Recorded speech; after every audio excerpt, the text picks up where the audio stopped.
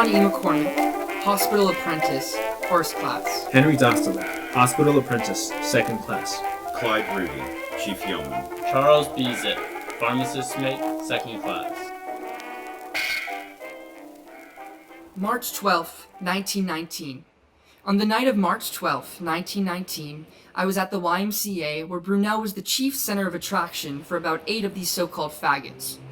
When I saw Brunel, he came over to where I was and told me that it was going to be a very busy night for him, as he had his wife there, and he called him Salome, and pointed this person out to me as being the fellow that did the toe dance in Pinafore, and said that this man was good. I asked what he meant by that, and he told me that he was a two-way man and wanted me to join the party. Signed, 902. March 17th, 1919. Britton told Zip that he was traveling with Miss Salome and was digging shit. He said he loved and kissed Salome just like a girl. He said that Salome was very passionate and could wiggle his ass just like a dozen women. He said that after the party on Golden Street on March 14th, 1919, he was so drunk that he didn't want to come, and that Salome wiggled and worked until he, Britton, come. Started talking at 12:05 p.m. and finished at 12:25 p.m. Signed, 9. March 17th, 1919. Britton told Zip that Richards was a fairy, and that he, Richards, did a good job lapping the client all over in the regions of his privates, or when he was good and hot, Richards would suck him off until the guts come through. Signed, 9. Richards and Salome showed me pictures in an album of Ruth Gentiloni posed in female costume. As well as I can remember, there were 6 or 7 of these pictures, some of them almost naked. Salome showed me pictures of himself in Hogue, fully clad in female clothes. But as I remember, Salome Hughes had one picture scantily clad of himself. Signed, 902. Arnold and Haynes and Zip saw McCormick in the company of Richards, Brunel, and Hughes leave the YMCA at 7:50. Arnold told Zip to shadow them. Before leaving the YMCA, McCormick reported to Arnold that he was going up to their rooms, which are on Whitfield Court. Zip returned at 8:15 and reported to Arnold, telling him that they went to a house on Whitfield Court and saw them enter. McCormick told Arnold that Brunel fixed the date for him. Arnold instructed McCormick that, if necessary, to let Richards blow him. Signed, 9. March 19th, 1919. I was in the lobby of the YMCA talking to Hughes, Kreisberg, and several others when a sailor came in the door. Hughes said, "Oh my God, look at her. Doesn't she look sweet tonight with her rosy cheeks?" I was unable to find who this sailor was. Signed, 5684. On March 19th, I told Richards that I thought I would go back to the hospital and take medicine for my cold and turn in after having a conversation with him in the lobby of the YMCA. I added that a little cocaine would not be bad and asked him if he had any. He produced a vial containing 4 tablets, gave me one, and offered me more, telling me that he could get more and to crush the tablets and sniff it. I made a date with him for Thursday night and left him. Signed, 902. On the 19th of March, 1919, I had a conversation with Gentiloni, and he told me that Newport was rotten, and especially he mentioned Green's name, saying he was an old devil and spent his money like water. Gentiloni said that he had seen Green give some money to a boy on the station very secretively.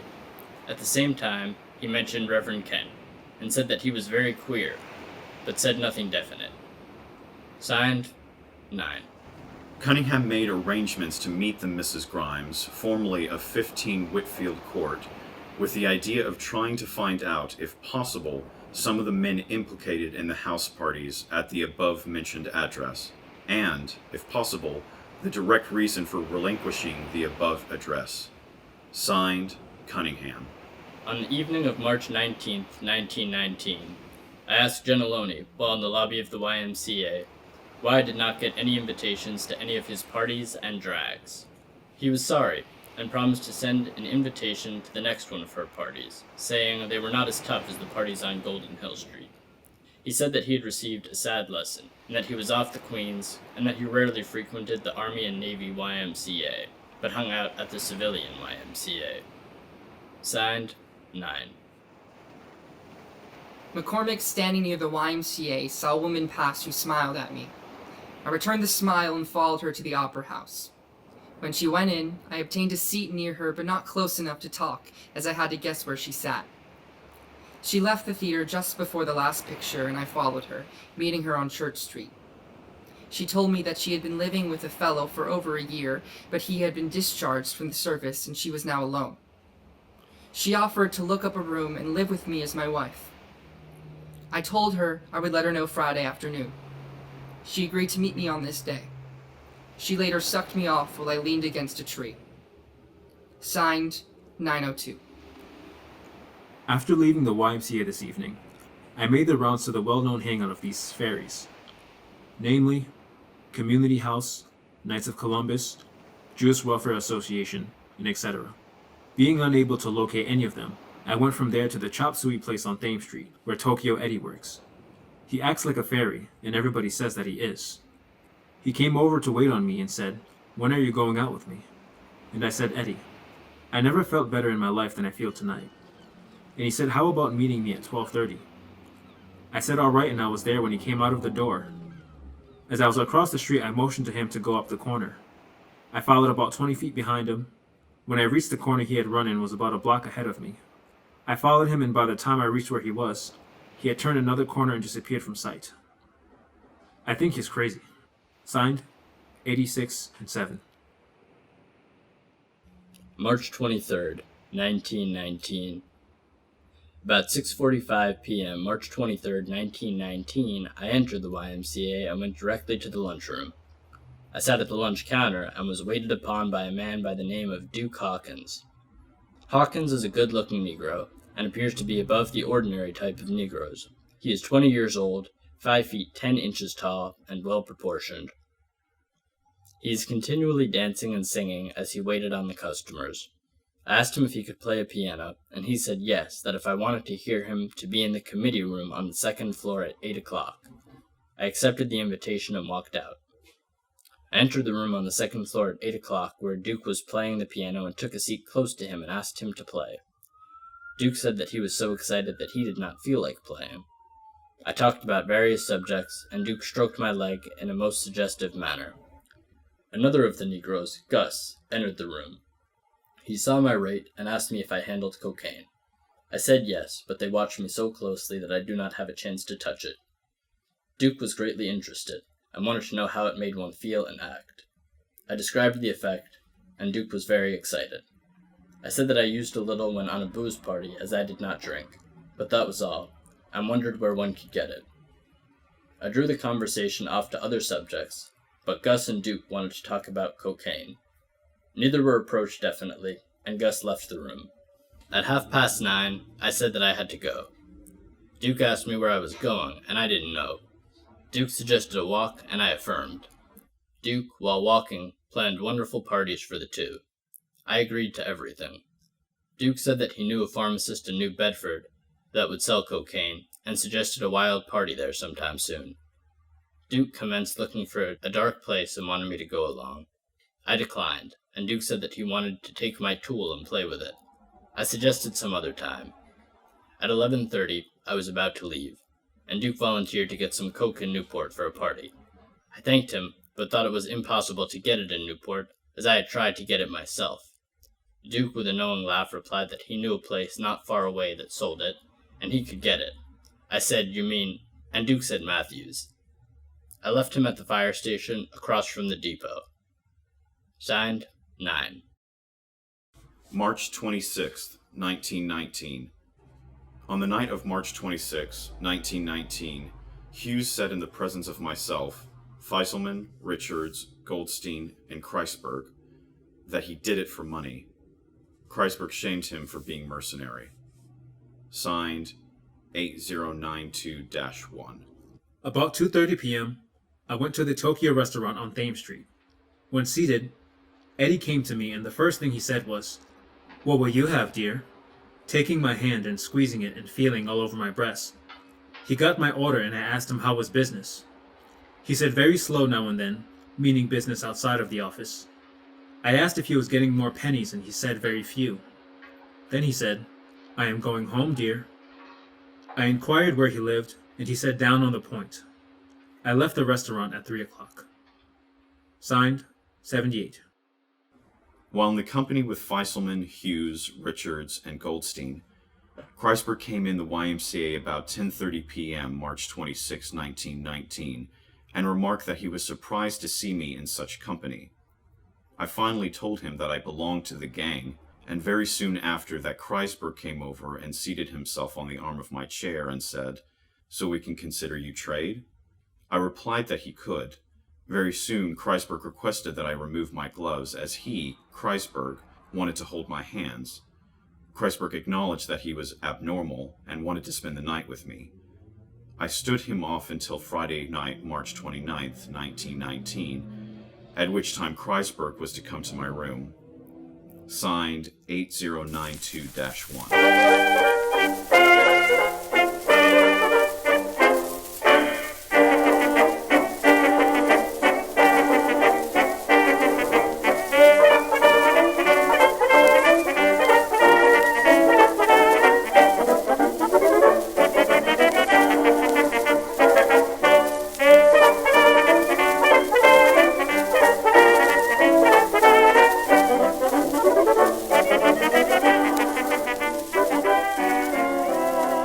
March 28th, 1919. I met Richards at the Army and Navy YMCA about 4:30 p.m. March 28th, 1919 by appointment. He had promised to furnish me some coke. He did not have it then, but promised to meet me at 6:45. At 7 o'clock I again saw him in the YMCA, and he gave me an envelope containing some powdered coke. This envelope was printed the same as used in the USN Medical Department, and he claimed to have gotten it from a hospital apprentice stationed at the armory. Signed, 8092. On the 28th of March at 7:15 p.m., the undersigned men saw Clyde Rudy, Chief Yeoman, enter the door of this office with an envelope which contained a whitish powder and deliver it to Irvin Arnold.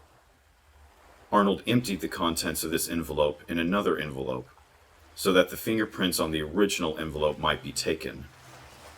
John M. McCormick, Charles B. Zipf, Floyd Thomas Britton, Harry G. Smith, Millard G. Haynes, Irvin Arnold. Signed, 8092-1. Rudy came into the office tonight and said that he wanted a fellow to go with him as he had a date with Kreisberg and wanted to conceal someone in the room to watch proceedings. So I went with him. We arrived at the room at 7:50, and soon after I concealed myself in back of the curtains on the side of the room, the head of the bed being in front of me. At 8:25, Rudy went out and met Kreisberg and returned right away. They took off their coats and laid on the bed. Kreisberg then opened Rudy's trousers and felt of his penis and private parts, telling him that he did not like to go down on him unless he could hug and kiss him, as this aroused his passion. At 9 o'clock, Rudy told him that he had a date with a friend of his at the CPO club, and that they had better postpone their date until later. They finally agreed to meet on the night of Wednesday next week and departed. Rudy came back immediately and returned to the office. Signed, 902.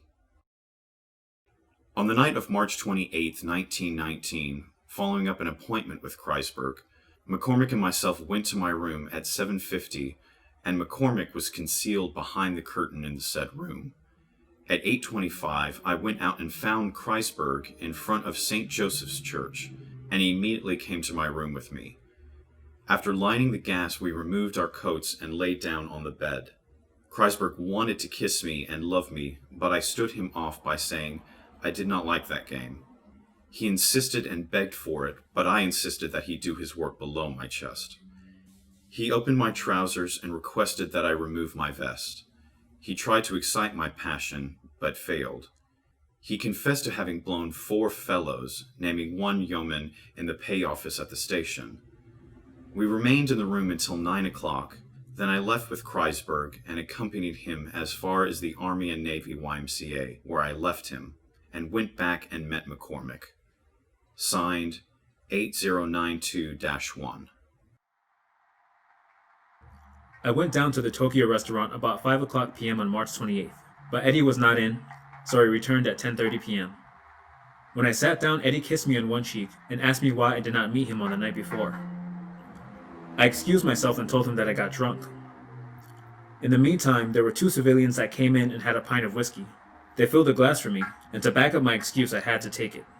Eddie was pretty filled up, and he tells me to meet him outside, but he got so drunk that he had to go home in a taxi. Signed, 78. March 29, 1919. About 9:15 p.m. March 29, 1919, I went to the Tokyo restaurant and Eddie kissed and loved me up a bit, but in the crowd we could not have any conversation. Eddie told me to come back about 11:30. I went back at the set time and there was a bunch of men in the restaurant with a pint or more of whiskey with them. They offered it to the chief in the same room as I was and gave me 3 glasses. I did not drink but very little. The rest of it I poured out when they were not looking. The chief by the name of Banal said he got all the alcohol he wanted on the torpedo station. This chief has charge of all the boats there. Eddie told me to wait on the outside for him and I waited until 2 o'clock. When he came out, I walked up to him and he told me to go up to the depot and he would be down in about 5 minutes. I waited until 4 a.m. and Eddie did not show up. I went back up to the YMCA and saw on the register in the same handwriting, Green and Smith, room 202 and 210, and I recognized the handwriting of Green, seeing his name on some checks some time before. Signed, 78. On the night of March 29, 1919, I met Trubshaw in the YMCA lobby at 7 p.m. Trubshaw was very talkative, and all his talk was very suggestive. I drew him aside and listened attentively to his stories of blackmail. Apparently, Trubshaw had several ministers implicated, and was getting money from them. I asked him whether he had a room in town or not, and Trubshaw said he could not afford it. I told him that he had a room in the YMCA, and Trubshaw offered to go up to the room with me. I accepted, and got the key for room 406 at 7:30 p.m., and we both rode up in the elevator. Trubshaw asked the man if he had any booze. He replied in the negative. I entered the room with Trubshaw, took off my pants and jumper, and got under the cover. Trubshaw followed. Trubshaw, after a few words, took my penis in his mouth and sucked it until I had an emission of semen. Trubshaw left the room at 8:30 p.m. Signed, 9. I went to the Tokyo restaurant at 11:45 p.m. Eddie kissed me and wanted to suck tongues with me, but I pulled away. I ordered a cup of coffee, and when Eddie got it, he sat down on my knee, opened my trousers, and began to play with my cock. Someone walked in and he had to leave, but he told me to come back again. I told him that I would wait for him outside. I asked him if I should go to his room, and he said no, that he was living with his mother. He could not take me there, but he would take me over to the depot. I agreed and left about midnight. He came out at 1:30 a.m. and gave me the same stall to go to the corner and wait for me, that he would be right back. I waited until 2 a.m. and Eddie never showed up. Signed, 78. April 1st, 1919. I entered the YMCA at 6 p.m. and went directly to the lunchroom. Duke told me that the stuff had not arrived, but ought to be down from Boston tomorrow sure. I told him all right, and walked out after dating him up for the next evening, providing the cocaine had come. Duke said he expected there would be some trouble about it. Of what nature he did not say. Signed, 9.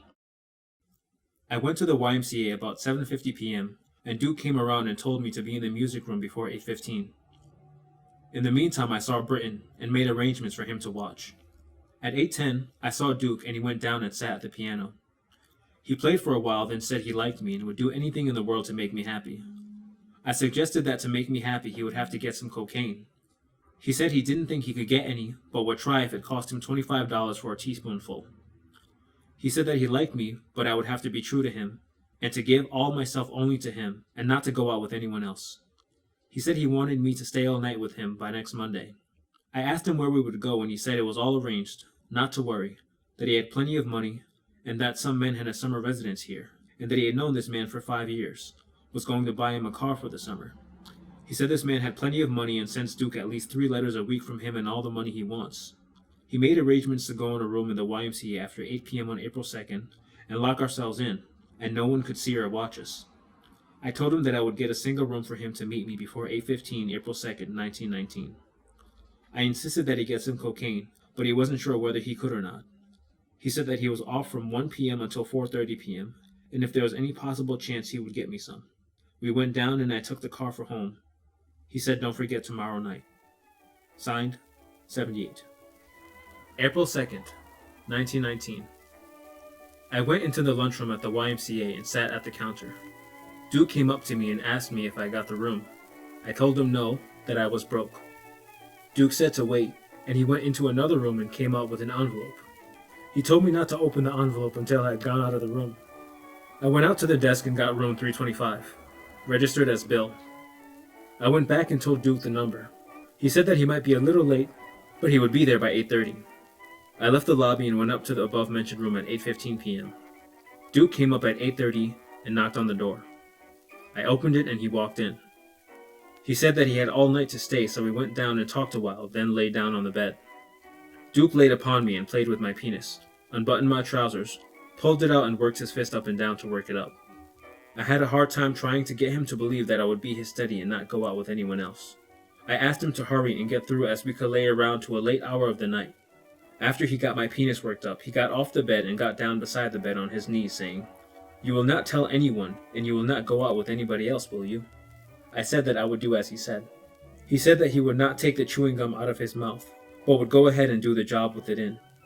He sucked me off and took out a handkerchief from his pocket and wiped off his penis, then wiped off his mouth.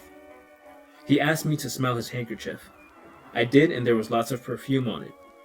Duke asked me if I was satisfied, and I said yes. He told me if I was satisfied with him, that I could come any time to him, but to be sure not to tell anybody at all about this. He said if I wanted any money to just come around and not be bashful because he had lots of it, and that he would do anything in the world for me. He said he could learn to love me, but it had to be true to him. I asked him if he had the cocaine, and he said no, and he did not know whether or not he can get it as he had tried all over town. He said that it was mighty hard to get. He said that he would hear from a friend of his out of town who had promised to send him some from Boston, and if he sent it, he would give me all I wanted. He said not to be afraid, that he would get it if he had to pay all the money he had for it. He said that he would give his millionaire friend up for me. At 10 p.m., we got up, but he wanted to stay longer. I told him that I had to go back to the training station as I was getting tired of him lying all over me. Duke said that he would get me a pair of gloves worth $40 on April 3rd, and told me to come and get them. He said that he was having a suit made in the tailor shop, and if I wanted it, he would give it to me. He said that he could outfit me all around in civilians if I wanted him to. He went out in front of the YMCA at 10:30 p.m., and he left for home. Signed, 78.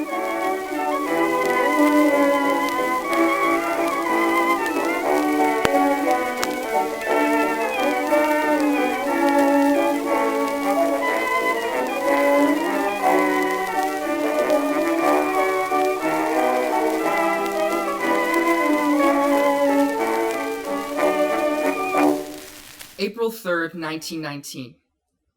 I met Richards in the YMCA about 7:30 p.m. He was sitting in a chair, apparently waiting for the picture show to begin.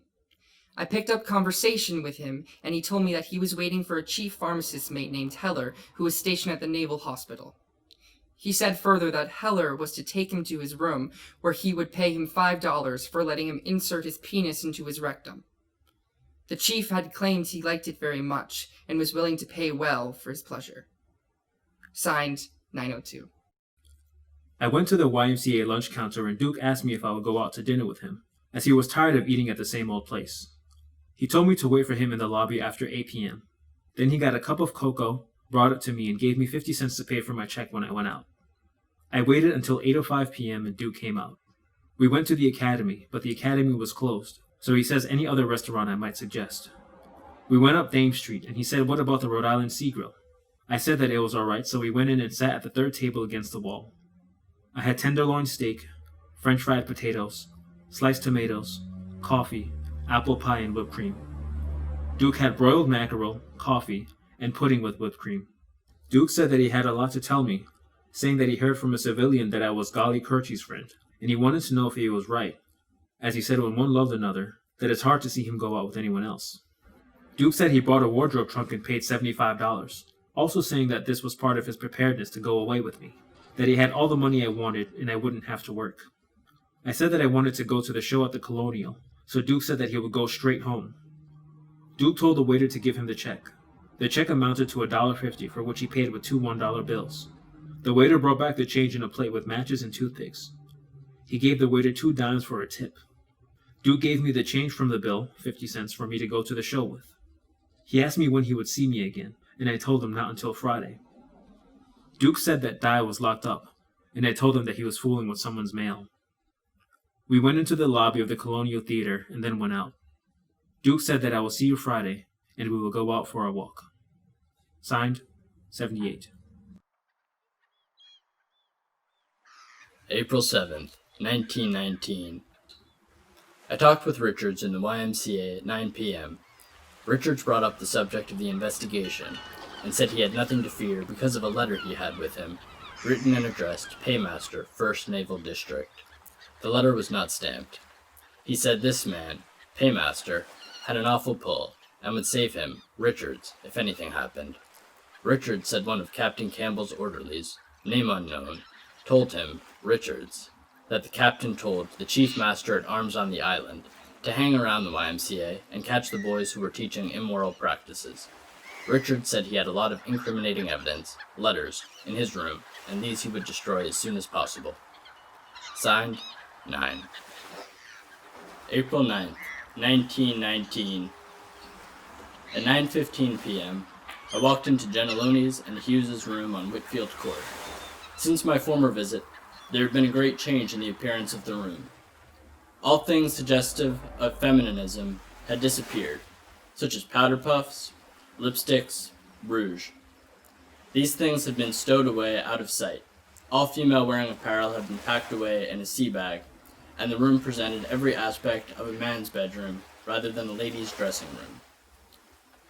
I was greeted by both men, Geneloni in a state of depression, and Hughes in a state of profound gaiety. Ruth immediately asked me what I thought of the investigation, and said that Di was arrested yesterday at noon and had not been seen since, that Trubshaw, Goldstein, and Kreisberg had been arrested today, and that heaven only knows what tomorrow will bring. Hughes then told me that there were only 2 men that had anything on him, and Burnell was to be discharged tomorrow. Geneloni said that no one in Newport had anything on him, and was highly thankful that the USS Baltimore was not here now. Hughes said that the crew on the Baltimore could convict most anybody, that Trubshaw sucked off 3 men from that ship in one night, and Hogue sucked off 5 men in one night from that ship. Here Geneloni interposed and said yes, but Theta has such a hold on Green, that Green will keep her dear. Hughes agreed to this, but I could not find out what the hold on Green consisted of. Hughes mentioned Geneloni, calling him Elmo, and I later learned that Elmo is his correct name. Geneloni continued to revert to suicide. He said that he was lying on the bed when Hughes came in, and was then contemplating killing himself. Hughes said that Theta Bara had provided them with a highly poisonous tablet, and should anything happen, the tablets would avert the trouble. As the talk went on, Geneloni got very much worked up over the subject. Geneloni said that he didn't think that he could sleep any that night, and I offered to send him some morphine. He said that he didn't care what it was, just so it would make him sleep. I retarded my offer because Geneloni had refused to give me some cocaine one time before. Geneloni promised to give me some Friday, but I could not find out where he was going to get it. Hughes said that he told Goldstein that morning not to recognize anyone if he were arrested, and the less he said was the better for him. He said that Richards and Goldstein did the robbing at the party held on Golden Hill Street. Hughes said that most of the female-wearing apparel came from Mrs. Campbell, wife of the commanding officer of the training station. April 13th, 1919. Thomas Roland Brunel admitted to me in the presence of Arnold that he had screwed Billy Hughes regularly and that he was still looking for cocksuckers and pokes. He further stated that he had called on Hughes and Geneloni in their rooms on Whitfield Court today, but was informed by the landlady that they were not at home. Signed, 902.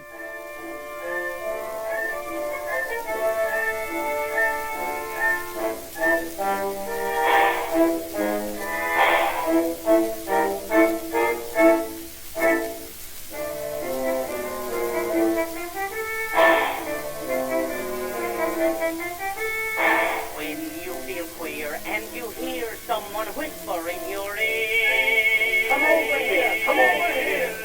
Don't make a sound, for you know that